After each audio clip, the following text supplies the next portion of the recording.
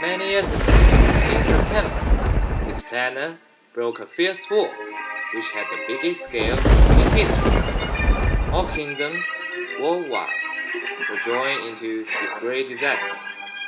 These kingdoms were divided in two groups to fight against each other.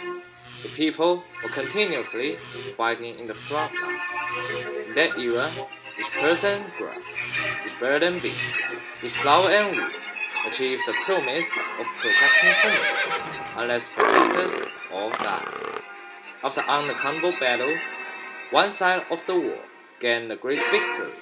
In September of the sixth year, war was over. People gave the victory holders glories and memory the sacrificed people.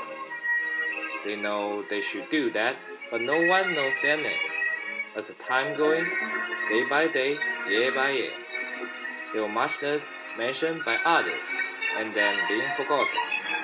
No matter which side of the war were they from, were their soul really successfully in peace? Didn't they regret the sacrifice they donated in that year? Let's look for the answer from the voice of this lonely ghost and soul.